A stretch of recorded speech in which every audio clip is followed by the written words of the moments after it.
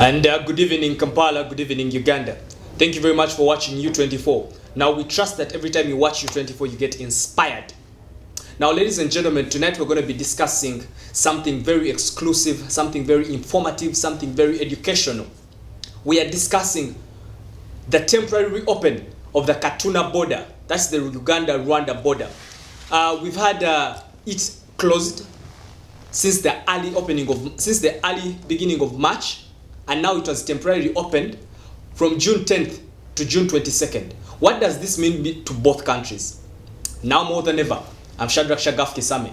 Now this is a discussion that is always worth hearing. Now in studio with me is an academia. He's a senior economist from Economic Hub Uganda, and he's a policy advocate from Reignite Africa. I trust him. He's very intellectual. He's a senior member of the Academia of Uganda. Welcome, sir. Thank you for having me. Now, you see, I'm excited to have you on the desk today because every time intellectual people like you sit on the desk in that chair you're sitting, it increases the number of intellectuality that keeps on roller coastering on the show. Thank you very much. It's good to have you. Thank you. Okay, now Enoch, before we actually dive deep into the specifics, what does it mean for a country to lock down its border for a few days? First of all, I want to tell you that this speaks to diplomatic ties. Okay. If a country locks down its borders, yes, it is sending a very bad message. Okay. So, if this standoff continues in this direction, all right, it does not only affect our economic environment, okay, it affects our political sphere, okay, it affects our socio-economic environment as a people. Okay. So, okay, any country relies on one another. We all rely on each other. All right. That is international trade. Okay. Because it is there for a reason. All right. For competitive advantage, for comparative advantage, we need each other. And so the gesture was a very bad one. On a scale from over 1 to 10, damages caused for this 2-3 months, what do you think? What damage on a scale of 1 to 10? What damage do you think we have incurred as Uganda before we go to Rwanda? I would say as Uganda, the scale would be up to about 50-50. Yes. No. Because I am talking about not just the economic, the things you can measure in terms of money. Yes. But what does this mean for the population? What does it mean for the brothers and sisters, okay, from both countries? Yes. That I'm speaking to the opportunity cost. Yes, yes, yes. What have we missed in terms of things that we cannot attach value to in terms of money? In terms of money. No, I would love to agree with you, because I had a few friends flying in, and they were actually not supposed to fly in. They were supposed to come by bus, yeah, but they feared due to that, and I would not have my guests in. So my guests in on the time, so they had to fly in. So inconveniency and all this. So I would love to agree with you. Absolutely. Okay, now let's dive straight into it. I saw when it was closed early in March, I saw photos of trucks that had been blocked from crossing over. And what do you think in terms of figures? What do you think, before we even go to Rwanda, how much money roughly has the Uganda economy lost in terms of, To put this into context, yes, you need to know that Gatuna border is the busiest border around that side between Uganda and Rwanda. Okay. Over 400 trucks of traffic is a lot. Wow. And I'm not considering things that people moving or going to another country to visit. Yes. I'm also talking in terms of money wasted. Yes. Yes. These countries are trading with each other. Okay. And we are trading not just in things like construction materials that will tomorrow be available. Yes. We are trading in agricultural produce. Perishables, we are trading in perishables. Yes, yes. So this was quite damaging. You saw the trucks were stranded. Yes, yes. Many people, and it meant bad business even for people that are living around the area. Yes, yes. That tension is uncalled for. Yes, I want to agree with you, because let's say we have people from Uganda who sell these local fruits. Yes. I carry them and cross over the border and take them to Rwanda. I have a feeling these people who have daily income from such a kind of arrangement get stagnated. Before you even want to go to the trade that is intra-trade, because what we are practicing between Uganda and Rwanda is intra-trade. Yes. We are dealing in goods of the same industry. Yes. We take cash crops and they also bring the same crops in Uganda. Yes. So before I even go to that, there are people whose businesses thrive as a result of these people being available. For example, accommodation. When these people come, they bring their trucks here. The truck drivers. Before they cross over, they are waiting for their paperwork, for example. Yes. They have to stay around these areas. They have to eat. The refreshments, actually. Yes. All this is good business, and it is good business for both Ugandans and Rwandans. Yes. Now, let me take you back a little into the economics. Yes.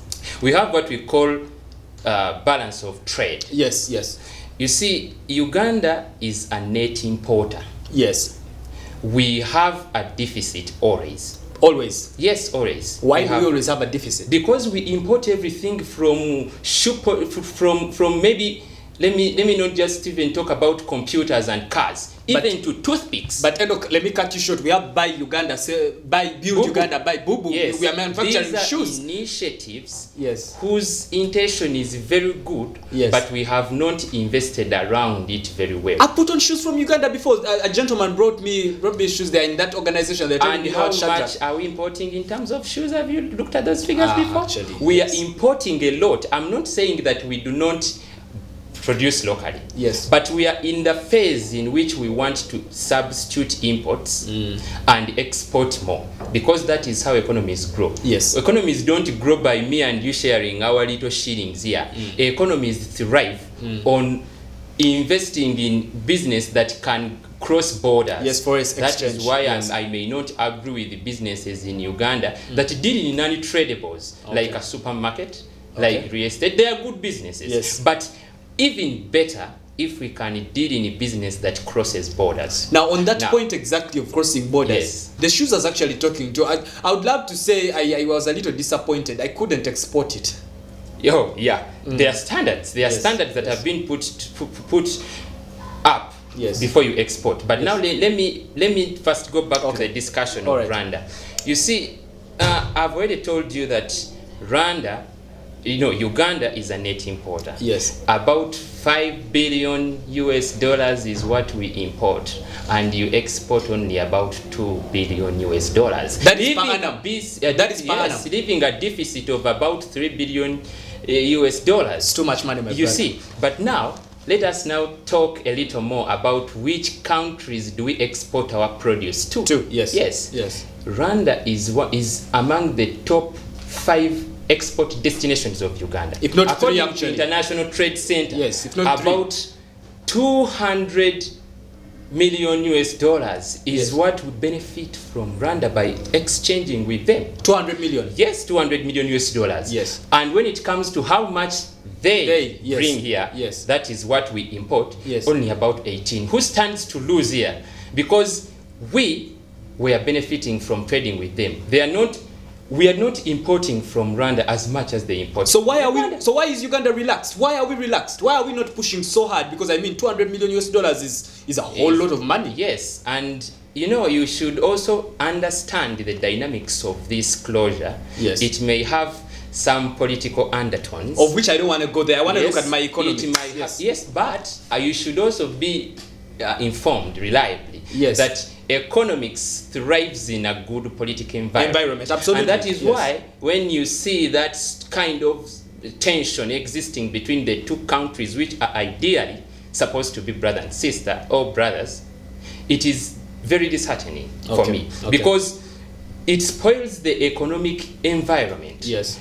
Traders who are supposed to cross over to Rwanda and trade will start to look for alternatives. Now, many people I know out there have digested this discussion to who stands to be the net loser and the net beneficiary. Exactly. That is not the discussion we should be having. What is the discussion we should have? Actually, look in that camera and tell them. The discussion we should be having right now should be, what do we want? Do we want to strengthen our ties working with Rwanda, or do we want to look for alternative sources? Uganda exports her produce not only to Kenya or Rwanda, also other countries in the European Union. Yes. But those countries, however their terms may seem to be favorable for us, but they aren't actually. The distance is a lot. There are certain safety measures they have put there that make it even very difficult for you to trade. To put your coffee on market, it would require a lot more than it would require for you to send it to Rwanda. So this is very good business. It is important for the both countries, and I think the discussion should never be about whether Uganda or Rwanda is losing out or benefiting, who benefits much from the other. We should be strengthening ties. Okay. Now on that point, I want to go for a short break. My producer Ben says we should go for a short break. But when we come back, we're going to be talking about who is more desperate. You're going to be telling us after the short break. Now, do not go away because the discussion is getting heated up and heated up. You're still on U24. We're always getting you inspired. And this is the desk, a discussion that is always worth hearing. Don't go away. And welcome back. You're still watching The Desk on U24. Now, before we left off, we have a senior economist and an advocate for policy from Reignite Africa. But before we go back into the discussion, I want to thank you very much for following the discussion on social media. I can see on my page, Shadrach Kisame, you people are commenting. Thank you very much. And also you can follow the discussion on our official U24 page. You just go to Facebook and type in U24. You'll find out the page. Later on we'll be able to read some of those comments in the next coming few minutes. But before we kicked off, Enoch, we were still discussing. I want you to, in a nutshell, who is desperate here? Is it Uganda that is losing the 200 million US dollars per annum, or Rwanda that is losing, you said, 18 million? Exactly the kind of discussion I was avoiding. But since you asked, I would say that right now Rwanda is on tenterhooks. Okay. That is why you see that they have decided to give it a kind of grace period to see how it fares. Yeah, for the actually 12 days. Yes. These two countries are both desperate country because they are some of the poorest countries in the entire world. I know. Both. I know, because so whether Uganda or Rwanda is very desperate should not be the discussion, because both of them are poor and desperate. Uganda's economy is about 4 times greater than that of Rwanda. But still, that doesn't mean that Uganda doesn't have troubles. It is not, we don't measure performance and progress of economies basing on just whether it is a smaller country or a bigger country. We have some Scandinavian countries that are much smaller than China, that are much smaller than North Korea, and they are performing a lot better than those countries. So, whereas we have troubles, they also have trouble because they are importing a lot from Uganda. They are in need of those products. But also we are also affecting our own people who are supposed to trade and rely on that for their livelihood. No, because imagine people who have invested a lot of money in those trucks. Too much, billions of money are seated there. And some of these goods are getting bad. It's agricultural produce. It's I know that we export more construction materials, iron bars to Rwanda specifically, than we export maybe potatoes or what. But still, the average Ugandan who is dealing in this kind of trade is relying on this for their livelihood. Because we not have. You have a country where about 22% are living below the international poverty line. Wow. That is bad. That is sad. We need every export we can make, we need to value add on whatever we can do.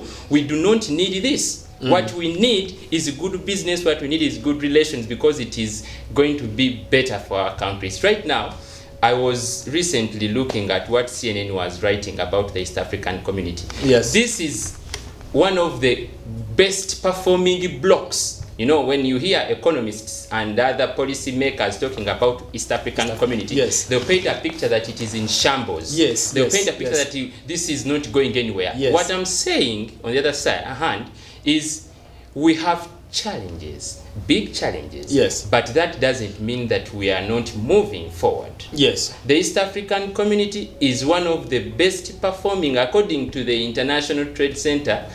No, actually, according to the United Nations Conference on Trade and Development. Yes. This IAC is performing, I think, on export about 19%. Enoch, are you trying to tell the viewers there that the East African community is a reality?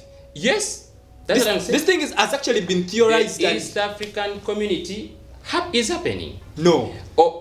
So we are part of COMESA, right? Yes. We are part of the East African community, and I'm telling you on record that the East African community is performing a lot better than some of these blocks economically. Wow. Yes. Which means that even others have their challenges, they are in shambles. Okay. Earlier last year, I think, we had a meeting in Rwanda. Yes. All countries, we want to create what we call the African Continental Free Trade Area. Yes, the free trade area. If that comes into reality to be one of the biggest blocks in the entire world. Wow. Like the European Union. But we are taking into steps. We are taking steps. The aim of the East African community is to have customs union first. Yes, yes. You have a common market. Yes. How do we speak about a common market when borders are closed? You want a monetary union? I had the discussion recently. We are talking about having a common shilling. Yes. How do we have a common shilling when we are closing borders? But do you think if the East African community,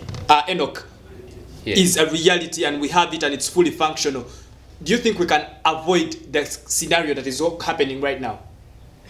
Like closure of borders. If the East African community were fully built and working the way it is supposed to work, we wouldn't have these troubles and challenges, because as a political confederation, all member states have a say. We would have to talk about it and make the heads of state have come to common terms with it. Yes. But what I'm saying is we are growing slowly. We shall get there, but it is not easy. We have to iron out as much as we can, and the East African community is a good start to have opening up of borders. We cannot continue to have restrictions when we are speaking about common market. Yes. More than ever now, all African countries need to come to realize and wake up that alone they're nothing. Uganda's GDP is a small fraction of maybe the US. But some of them can you go and convince me that you are going to the table to negotiate? No, Enoch, let me give you a scenario. Let me give you a scenario, Enoch. Yes. Uganda, you can close. I do not care. I can get a loan from the European Union. Now, you see, you want to bring in the loan problem. That is a challenge we are suffering with already. Okay. We are nursing a big loan. Yes. Right now, I hear the minister is convincing everybody that we are below the 50% threshold. But do you know what it means for a country to continue nursing? The interest rate is high up on our budget. The interest rate we pay on our budget is greater than the budget on education and health. Wow. Combined.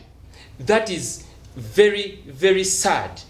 We need to find ways of trading without accumulating more debt, increasing on the country's wealth and economy without accumulating debt. And this, which is happening in Uganda, between Uganda and Rwanda, is a desperate situation. Do you think the Uganda government is doing enough to zero down on this situation? I'm reliably informed that the president has been silent on the matter and has urged that even the other stakeholders, all the government officials, keep it cool. I think that is not a bad strategy. I think we can iron this out indoors. You think they are doing enough? Yes, I think that I cannot say for sure what is going on behind closed doors. No, because I want you to put in consideration and in context that average traders that have billions of money in those trucks, the people who have small fruits along the border. I want you to put in context all those people, all put at a standstill. The accommodation, the lodges and everything, all that economic activity put at a standstill for all these 3 months. Do you think the government is doing enough? I think the government could do better. Okay. the government could do better than it is doing. But also, I cannot speak for Rwanda. Okay. This started with them. Yes, it's actually. We didn't close with Rwanda closing borders without prior declaration of reasons why. Yes. And we have letters coming in saying this or that. We are not sure about what is going on, to be precise. Yes. So I can only tell you that this is a good sign. Yes. That right now we can have this grace period. I hope that the ban is completely lifted so that business thrives. Okay. But I'm very hopeful. I'm one of those optimistic people who think that we are moving in the right direction slowly. All the time and again, countries have issues. You see, right now, the UK is struggling with whether they have to leave the European Union, the Brexit. Yes, the Brexit. You see, countries always have issues that do not only stem from the economic benefit, but also have political undertones around them. Yes, yes. So I am sure that we can iron this out, and slowly we will move on. Before we go for a break, last but not least, you're an economist. Yes. Do you think if we didn't have politics, economics would be on top of its game? The problem is you're asking me whether the chicken or the egg should come first. You see, economics by its very nature is rooted in politics. Like law. Okay. Economics is a study of incentives. How do I get what you want what I want when everybody else wants the same thing? Same thing, yes. Isn't that politics? Isn't that, this is, I know that we cannot politicize everything that comes on table. But again, to make an assumption that we can forget about politics and only run an economy, talking about economics is just wishful thinking. Yeah. You will have, that's why we have political economy classes that are supposed to guide and see, because decisions that are made from the top are going to affect how business is done. Yes. Decisions that are regulatory in nature. How do we regulate business? How do we tax? How do we bring such reforms? How do we do this? All this in all its forms is a political economy. Okay, and I also love to earlier in the discussion you brought in something very important, and I also want all the Ugandans out there to borrow a leaf from what Enoch is saying, because we are in a business of getting to know who is the shortest pygmy. We are all pygmies. We are all like you said, we are all struggling economies, and we are not here to look for who is the tallest pygmy. We are all pygmies. Okay, we are going to be coming back with the segment, the hypothetical segment that we always have on the desk. A lot of your fellow intellectuals have done it.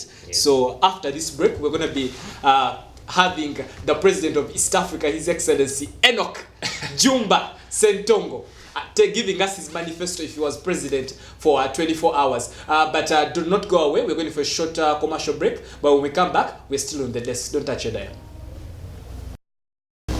And welcome back. You're still watching the desk on U24. And we are trusting that you're getting inspired minute by minute. We're still with Mr. Enoch Jumba Sentongo. He's a senior economist with the Economic Hub Uganda, and we have been diving a bit in the matter of the closure of the Katuna border and the temporary reopen. We are trying to find out, and the ones that have been watching, we've discovered, and we've dealt a lot deep. We've even gone as far as East African community. Oh my, what a show. But for now, we're having the hypothetical moment. In 24 hours, let's imagine all the countries combined. You are the president of East Africa. What would you do first? See, Africa's problem, first of all, I want to tell you, is a problem of failure to build correct institutions that are going to work on their own. The problem with Africa is that leaders center all authority around them, which means that they are answerable for everything. At the end of the day, business cannot go on as usual, because when this comes to a standstill from Ministry of Foreign Affairs, the president has an answer.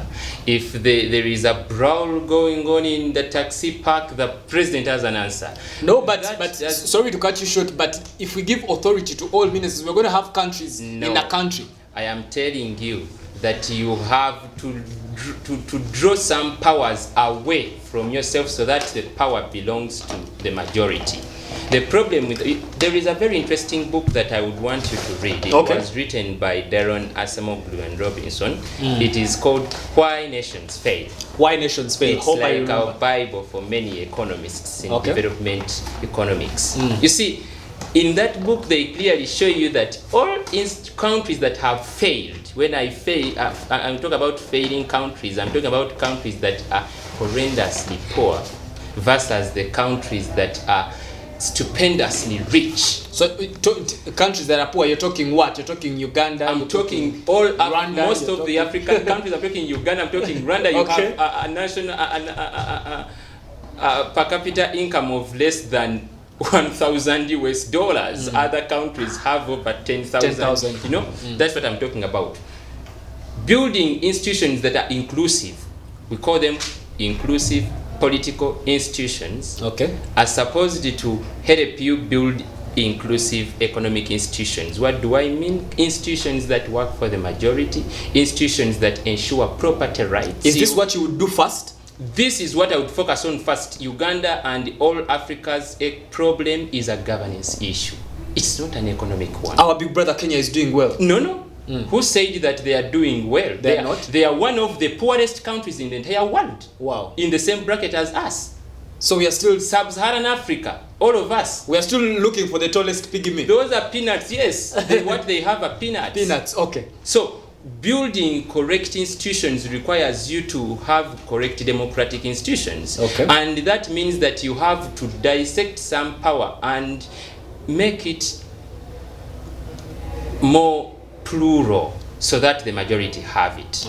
And then I would focus on building these blocks. East African Community, SADC, COMESA. You see, you cannot talk about the African Continental Free Trade Area when you have SADC in shambles, when you have COMESA in shambles. All the East African community trying to grow. Uganda cannot come to a table and negotiate a good deal with China. That is impossible. Why not?